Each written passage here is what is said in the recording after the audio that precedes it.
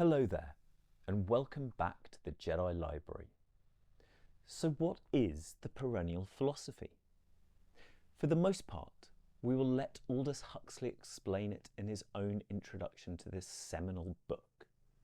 In short, however, the Perennial Philosophy is the perspective in philosophy and spirituality that views all the world's religious traditions as sharing a single metaphysical truth and origin. As a direct result, it expounds the most fundamental spiritual truths underpinning human existence in all cultures at all times. Unsurprisingly, it has been embraced by many of the world's most enduring spiritual thinkers and teachers. Beyond that, our role here is to clarify what we have done to alter Huxley's original text. To be clear, none of the changes made are designed to alter the meaning or the impact of his work in any way. The alterations are intended only to make its message more accessible to a modern audience. Written in 1944, the book in its original form now falls foul of many 21st century sensibilities, with its outdated use of certain phrases, words, and pronouns. These have been addressed. Potentially more contentious are the changes we have made to the names of the Absolute, used throughout the book. Huxley chose to refer to this it as the divine ground. Unsurprisingly, we refer to it as the force. Beyond our own mere preference, however, there are benefits to this choice. The Perennial Philosophy is idealist. It views consciousness or mind as fundamental rather than matter. The subtle impact of choosing a name with fewer physical connotations than the divine ground reverberates through the revised work. However, we alter more than Huxley's name for it, and have adjusted the names used in the selected quotations of other authors too. Where the authors have used names such as God or Allah, we use the name the Force. For Godhead or Brahman, we replace them with the unmanifest force. Where they have used Atman or Logos, we have inserted the manifest force. And what are the Jedi? By the name Jedi, we do not refer to the fictional characters of George Lucas's saga. Rather, we use the term Jedi as shorthand for the blend of archetypes the name truly represents. That combination of saint, sage, teacher, and spiritual initiate have always embodied the Perennial Philosophy here on Earth. We recognise this may be contentious, even offensive to some people, but no offence or harm is intended. When people use different names for the same concept, it can trick us into thinking they're referring to fundamentally different concepts. This is a grave error we wish to avoid at all costs. As the great Shankara said 1200 years ago, caste, creed, family and lineage do not exist in the Force. The Force has neither name nor form. It transcends merit and demerit, is beyond time, space, and the objects of sense experience. Such is the Force, and you are it. So although Huxley wouldn't use this exact language, the fundamental message of the Perennial Philosophy is as follows. The Force is fundamental. We are of it and immersed in it. There are ways to know this intellectually and experience this viscerally. Countless Jedi have shown us their paths. With that, we give you the Perennial Philosophy of the Jedi. May the Force be with you, always. Introduction. Philosophia perennis. The phrase was coined by Leibniz, but the metaphysic that recognises a divine force substantial to the world of things, lives and minds, the psychology that finds in the psyche something similar to, or even identical with, a divine manifest force, the ethic that places our final end in union with the same immanent and transcendent unmanifest force is immemorial and universal. Rudiments of this perennial philosophy of the Jedi may be found among the traditionary lore of ancient societies in every region of the world, and in its fully developed forms, it has a place in every one of the most popular religions. Interpretations of the Force in all preceding and subsequent theologies were first committed to writing more than 25 centuries ago, and since that time, the inexhaustible theme has been treated again and again, from the standpoint of every religious tradition and in all the principal languages of the world.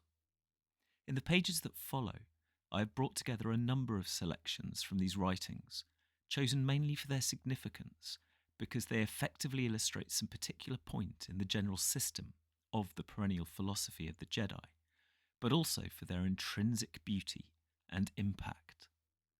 These selections are arranged in various sections and embedded, so to speak, in a commentary of my own, designed to illustrate and connect, to develop, and where necessary, to elucidate. Knowledge is a function of being. When there is a change in the being of the knower, there is a corresponding change in the nature and amount of knowledge. For example, the being of a child is transformed by growth and education into that of an adult. Among the results of this transformation is a revolutionary change in the way of knowing and the amount and character of the things known. As an individual grows, their knowledge becomes more conceptual and systematic in form, and its factual utilitarian content is enormously increased. But these gains are offset by a certain deterioration in the quality of immediate apprehension, a blunting and a loss of intuitive power. Or, consider the change in their being that the scientist is able to induce mechanically by means of their instruments. Equipped with a spectroscope and a 60-inch reflecting telescope, an astronomer becomes, so far as eyesight is concerned, a superhuman creature, and, as we should naturally expect, the knowledge possessed by this superhuman creature is very different, both in quantity and quality, from that which can be acquired by a stargazer with unmodified, merely human eyes. Nor are changes in the knower's physiological or intellectual being the only variables to affect their knowledge. What we know depends also on what, as moral beings, we choose to make ourselves. Practice, in the words of William James, may change our theoretical horizon, and this in a twofold way. It may lead into new worlds and secure new powers. Knowledge we could never attain remaining where we are may be attainable in consequence of higher powers and a higher life, which we may morally achieve. To put the matter more succinctly, blessed are the pure in heart, for they shall feel the force. And the same idea has been expressed by the Sufi poet Jalaluddin Rumi in terms of a scientific metaphor. The laboratory of the force is love. This book is an anthology of the perennial philosophy of the Jedi, but though an anthology, it contains many extracts from the writings of real people, and though illustrating a philosophy, hardly anything from the professional philosophers. The reason for this is very simple. The perennial philosophy of the Jedi is primarily concerned with the one force, substantial to the manifold world of things, lives, and minds.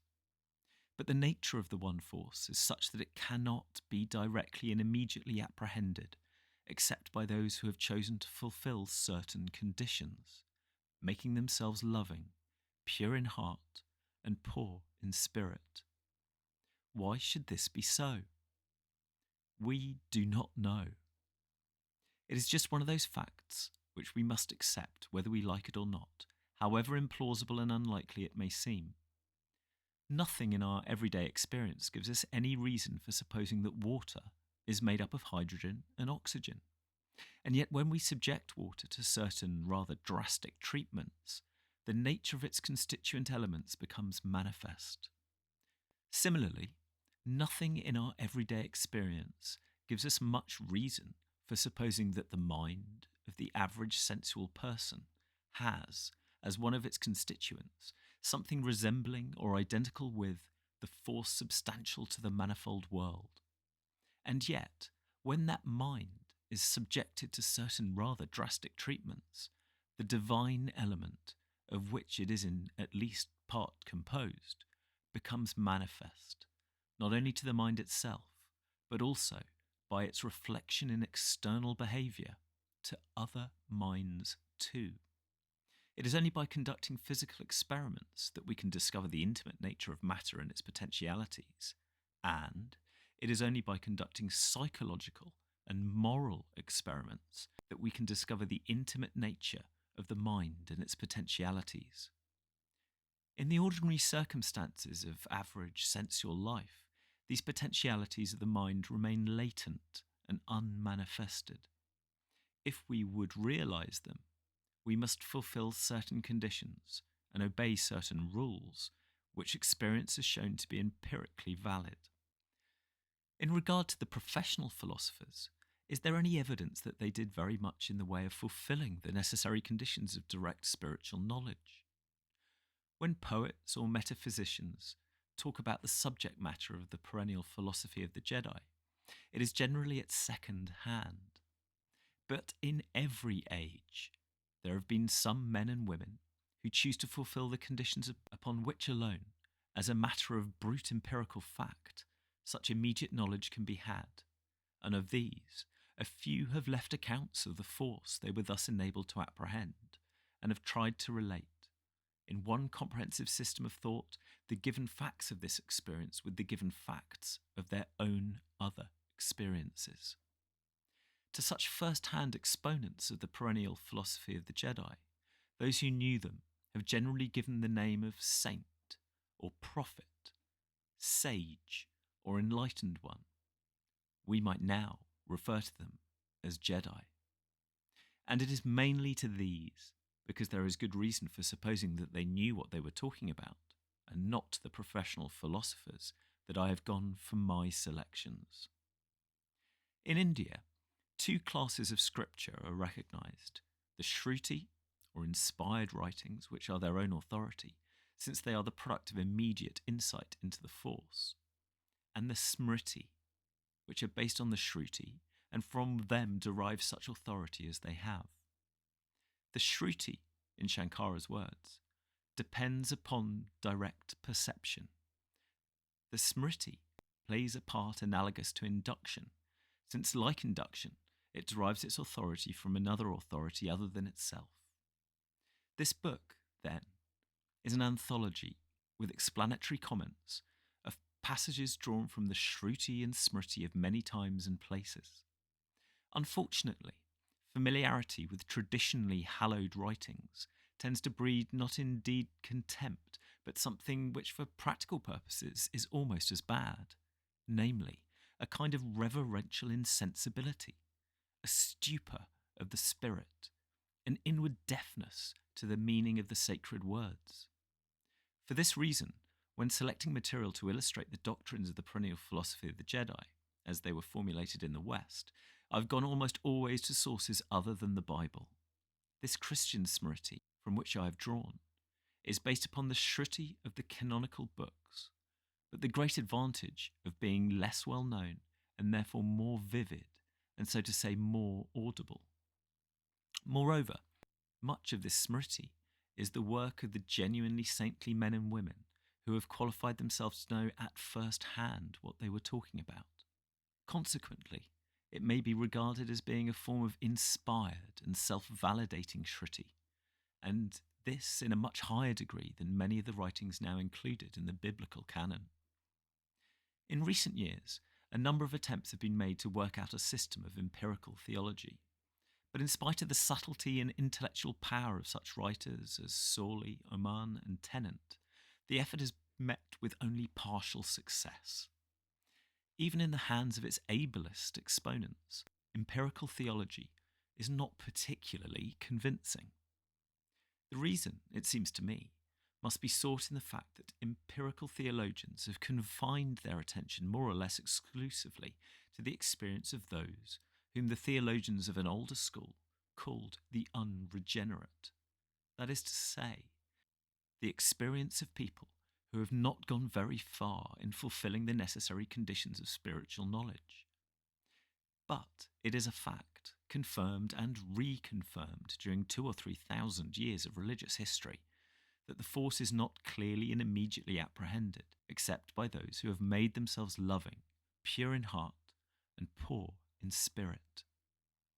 This being so, it is hardly surprising that a theology based on the experience of nice, ordinary, unregenerate people should carry so little conviction.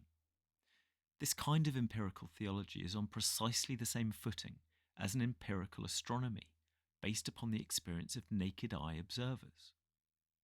With the unaided eye, a small, faint smudge can be detected in the constellation of Orion, and doubtless an imposing cosmological theory could be based upon the observation of this smudge.